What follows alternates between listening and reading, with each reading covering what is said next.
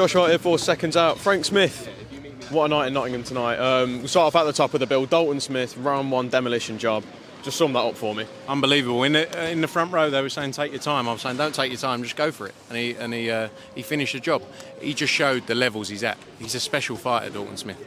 You know, that's why we believed in him. That's why we've been behind him for so long, because we believe where he can get to.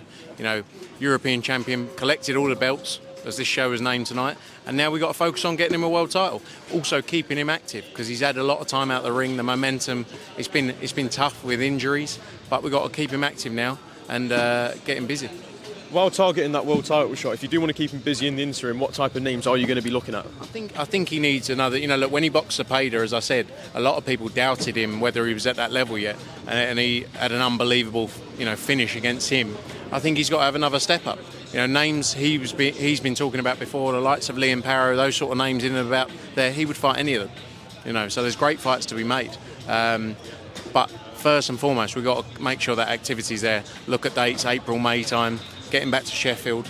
And also it has to be the right fight with the levels he's stepping up when he goes in against Martin and Puello as well. Conor Walker versus Harry Scarf. Where do I start? Harry Scarf in absolute cruise control. Some people's eyes, 10 rounds to none for Conor Walker. Probably the best overhand right we'll see this year. What were the emotions like ringside when that happened? Unbelievable. You know, look, I had him 9 rounds up.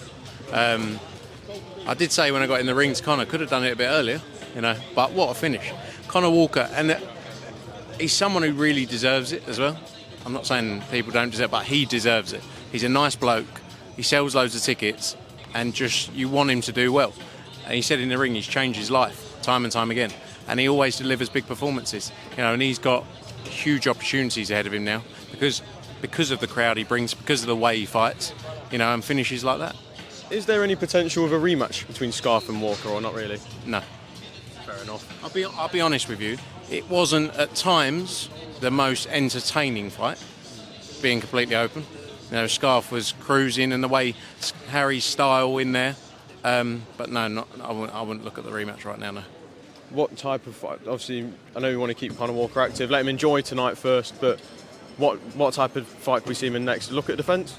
Yeah, but I think he definitely needs some time, really, because he's had some brutal fights. Even in that fight tonight, his face is quite marked up. Give him some time, and then there's fights to be made. People have already mentioned the likes of Pat McCormack.